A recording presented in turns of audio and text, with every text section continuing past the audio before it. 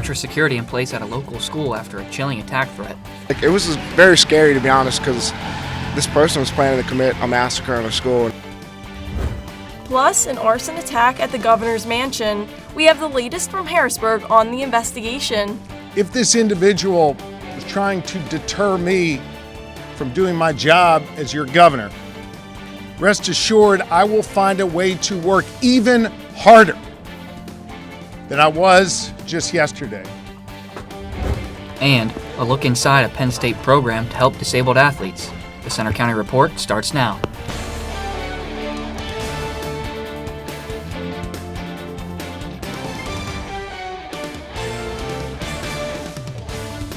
Good afternoon. I'm Carson Schuler. And I'm Lauren Reel. Thanks for joining us for the Center County Report. Our top story, police are trying to find the motive for a deadly school shooting at Florida State University. It happened yesterday on the Tallahassee campus. 2 people are confirmed dead and at least 6 others are hurt.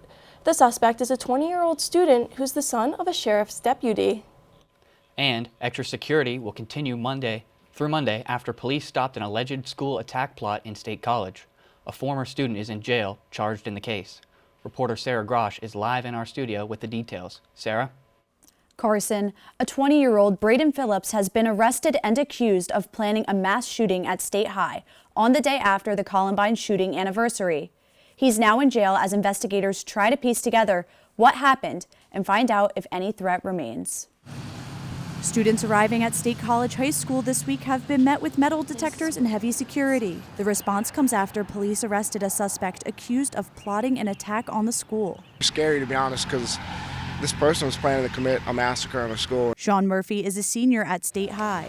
He found out about the arrest from an email over the weekend. The suspect, 20-year-old Braden Phillips, graduated from the school a few years ago. He's charged with conspiracy to commit murder and is being held without bail. The alleged plan involved placing bombs in the school's bathrooms and targeting victims based on a hit list.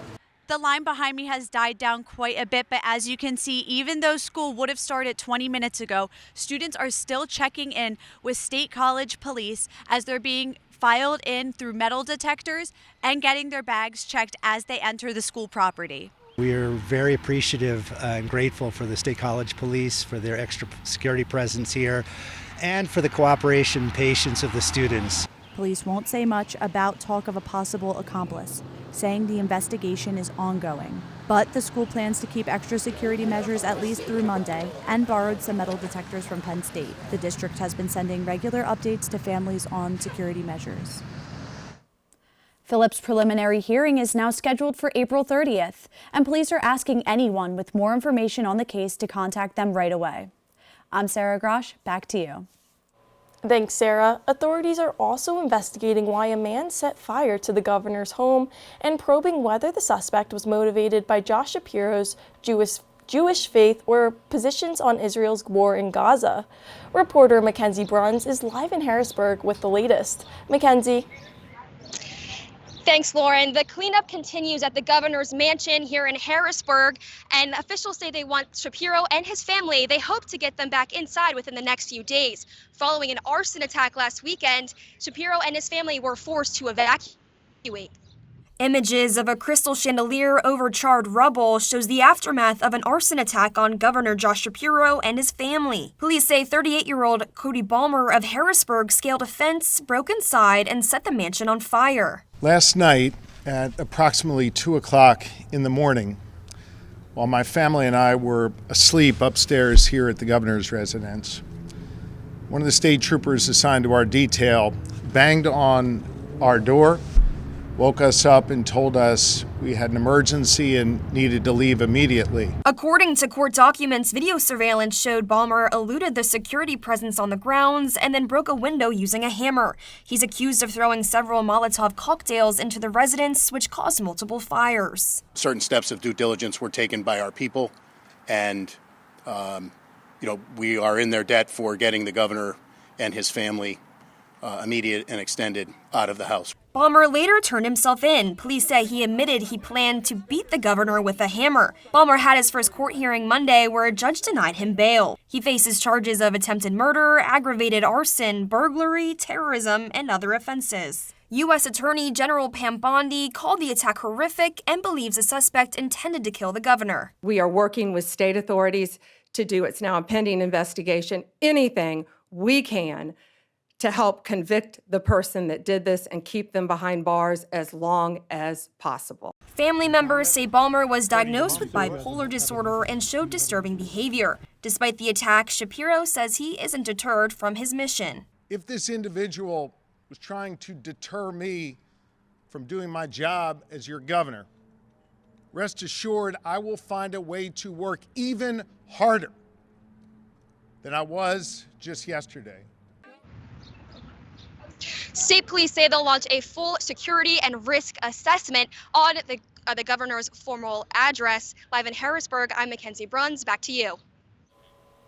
Thanks, Mackenzie. A big crowd turned out this week to speak out on the proposed closing of Rockview State Prison near Bellefonte. The meeting brought residents, lawmakers, and others together to talk about this controversial plan. An increase in violence, lack of proper medical and mental health care, and the displacement of hundreds of workers and families. Those are just some of the concerns raised about the proposed shutdown of Rockview State Prison. We got a lot of good people here. The DOC held a public forum for people to speak out on the issue. Worries about staffing, safety, and fairness in the closure process were front and center. I'm outside Bald Eagle High School, where hundreds are gathered inside. Local representatives, former and current employees, and local community members, all here to voice their opinions to the Department of Corrections about the SCI Rockview closure. Governor Shapiro's administration says the closure would save $10 million over the next year and $100 million long-term. Many say the move prioritizes short-term savings over long-term consequences. They also point to increased recidivism rates and overcrowding in other facilities, especially those not equipped to handle the influx. These potential savings need to be balanced against the cost. Disrupting programs that reduce recidivism could increase incarceration costs over the long term. Increased crowding in other facilities will create a less safe environment for both staff and inmates, with greater risks to their well-being. Many also say critical renovations and improvements at Rockview have already been done or are in the process, but they say those investments don't appear to be reflected in the decision-making. Attendees questioned whether the department's actions align with its mission. The DOC's mission is to return each and every one of these people that's confined in our care to the community and to have less victims. But by moving inmates across the state, putting them in understaffed facilities, putting them in facilities where staff are traveling, 60, 80, 90 miles to get there, is not the answer. State Senator Chris Dush expressed frustration and called for more transparency in the process. I want to know the names of the committee members. I want to know all the criteria that was used, and I want to make sure that all those criteria were applied to every institution in the Commonwealth, not just targeted at a few institutions. The earliest the decision is expected is the week of May 12th. The Department of Corrections has promised to take community feedback into account before making a final decision on the closures.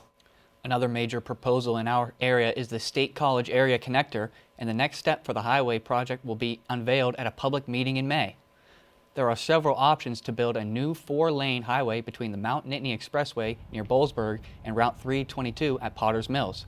3 routes are under consideration, and PennDOT's recommended preferred route will be released May 8th at a meeting in Boalsburg. 2 weeks after an emergency landing in College Township, a small plane was still sitting in the field this week. The plane landed near University Drive after the pilot hit his head in turbulence and felt disoriented. The pilot and passenger were not hurt.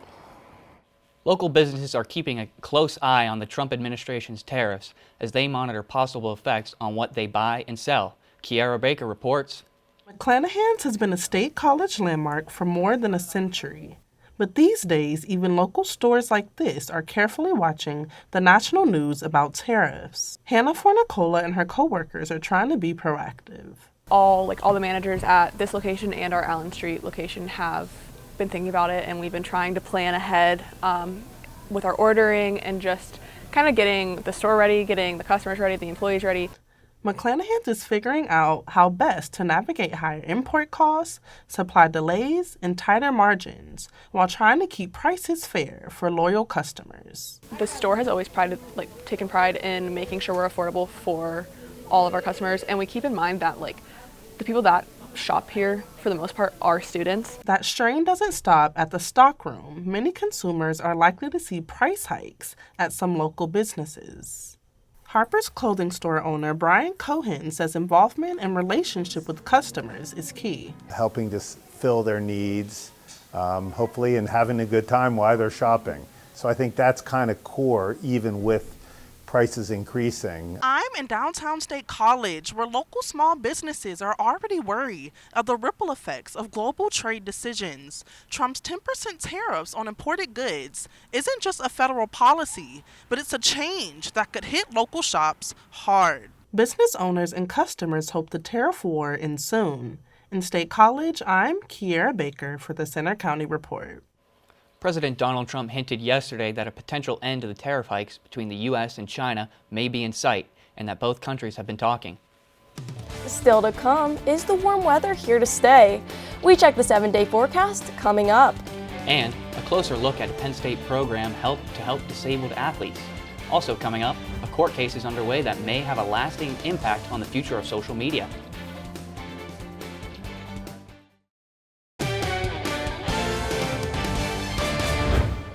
A federal antitrust trial this week could have a major impact on social media apps across the world. Derek Steele talked with an expert at Penn State about this issue. Meta's CEO, Mark Zuckerberg, defended his social media giant this week in front of a federal judge. It's part of the Federal Trade Commission's case that Facebook's parent company created a monopoly and stifled competitors. Unlike the recent government actions against TikTok, there's no talk or risk of either of these services being shut down. What's at stake? If the FTC wins, Meta could be forced to divest Instagram and WhatsApp. They're part of a billion-dollar ad business. Penn State professor and telecommunications expert Matthew Jackson believes there's a case to be made. So the argument would be, part of the government's argument is that if Meta faced real competition, then Facebook and Instagram would do more to protect user privacy.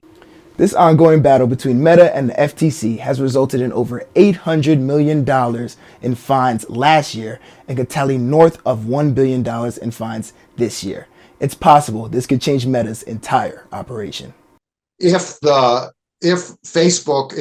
was forced to sell off Instagram, then some of that interoperability between the two apps would likely, go away to some extent.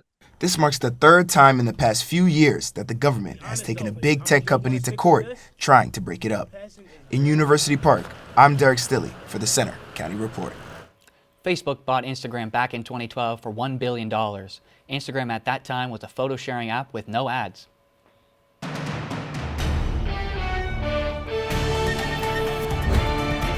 After yet another cold April week, we're in store for some major changes to our pattern, including some summer-like conditions. Right now in State College, we're sitting at a temperature of 63 degrees, quite warm for the middle of April already. It's beautiful out there with mostly sunny skies. Taking a look at temperatures across the Commonwealth, already warming up into the 70s across much of western PA. Pittsburgh sitting at a temperature of 75, but farther east into central and eastern PA, temperatures are taking a little bit longer to warm up, still in the 60s, but most of these locations were warming to the 70s, even low 80s this afternoon.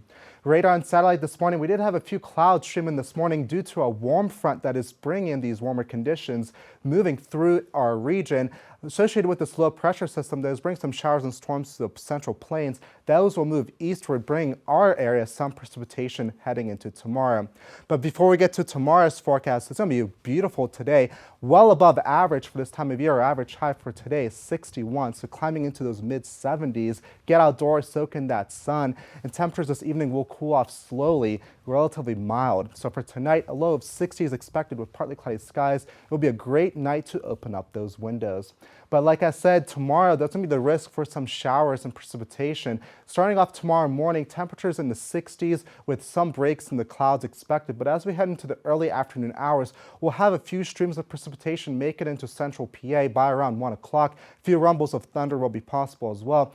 But as we head into the afternoon and evening hours, we'll see those breaks in the sun expected with a few showers and storms. But overall, the forecast has been trending a lot more drier tomorrow, so this could even pose a more warmer day than currently expected. So for tomorrow, we'll see a high of 78. This is our typical average high in late June, so feeling like summer. A few showers and storms are also expected, but it won't be a total washout. If you thought this month has been rainy, it has been for sure. We've only had 3 days of completely dry days so far in April, but we're likely adding to these drier days as we head into a 7-day forecast. But before that, our Easter Sunday is looking excellent with highs making into the mid to upper 60s with sun and clouds expected. So this will be great for any of those going for holiday plans, doing some Easter egg hunts, and just being out and about. Now, if we're looking for a 7-day outlook, temperatures look to remain really warm as we head into the weekend, into early next week, with most days climbing into the 70s. I'm really looking forward to this warmer weather. Yeah, I totally agree. Can't wait for t-shirt and shorts weather to be here. Now over to Kiara with sports. And coming up in sports, spring practice continues for PSU football over at Haluba Hall. And also, we wrap up an exciting college hockey season. And a closer look at how Penn State is supporting disabled students competing at a Division I level.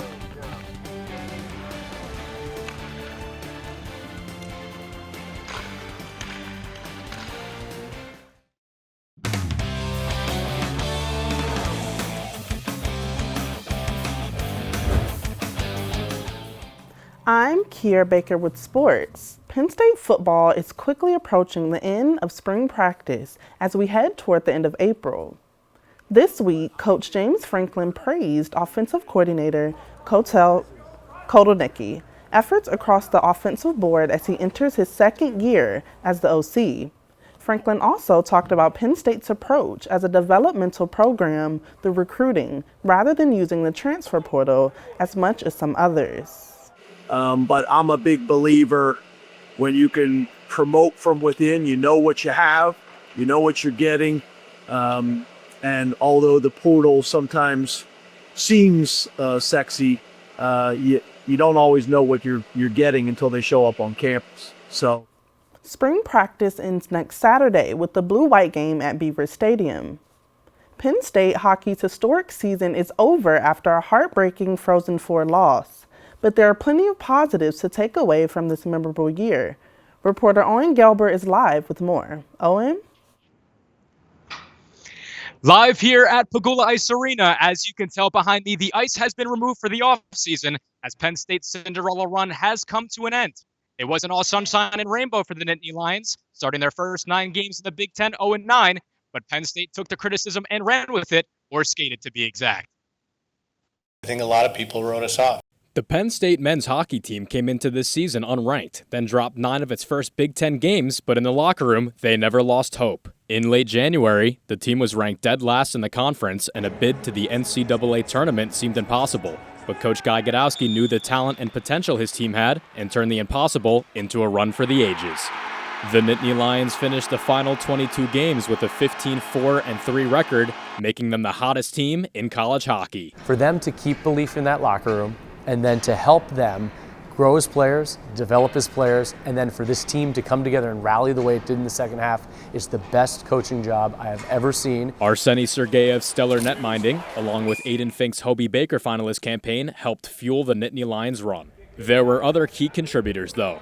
Entering St. Louis, J.J. Weebush and Charlie Serrato both accounted for over 30 points on the year. The line of Weebush, Serrato, and DeMarsico went on to make history for Penn State, scoring the golden goal to punch their ticket to the Frozen Four in an overtime win against UConn.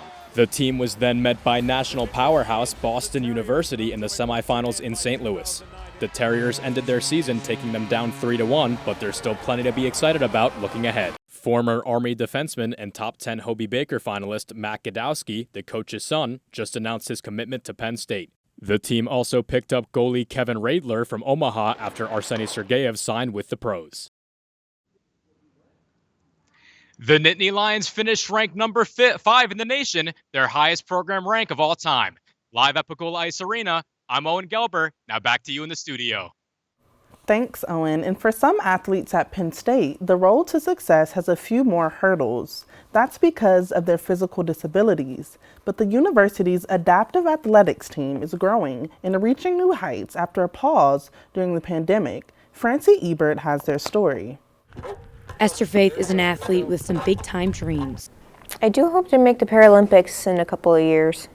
She's a Penn State student and a proud member of the university's adaptive athletics program. Esther races in a specialized chair known as a racer, a big change from our high school days. That was actually kind of fun to do when I first started racing other wheelchair athletes, because up until my senior year of high school, I had only done footed racers. Penn State's program launched in 1999 and then revived in 2023. It has come a long way in size, support, and community.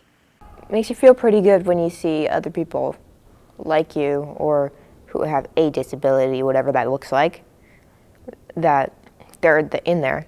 The university also has a strong history with the Paralympics, which is Esther's goal. Adaptive athletics, also known as parasports, gives athletes with disabilities the chance to compete in sled hockey, wheelchair basketball, and track and field. Program Director Brenna O'Connor has only been here for a couple of years, but has seen athletes' dreams grow closer with every new season. Getting more exposure, they're getting more press time, coverage, all that kind of stuff. And so more and more people are becoming aware of adaptive athletics as well. And the really cool thing about it is that more and more athletes that have disabilities have more opportunities. One of those athletes is Max Malik, a high school student set to join the team this summer. He lives with spina bifida, a condition that left him paralyzed from the waist down, but he's always been an athlete. Ever since I was born and ever since I was a little kid, like I always had a football in my hands or like a baseball bat or something like that. So sports have been a part of my life, from a very young age. Max says joining a program where ability is never a limitation means everything. Such a rewarding feeling, and it's just incredible to watch because you get so many people from so many different walks of life with so many different disabilities, and just the opportunity to participate in sports. And then now they have the opportunity to take it as far as they want to. For Max, competing at Penn State is more than a milestone. It's a dream come true. And to do it at Penn State, like I said before, it's such a childhood dream. And, a younger me would be losing his mind and freaking out, being able to see that I get to represent Penn State.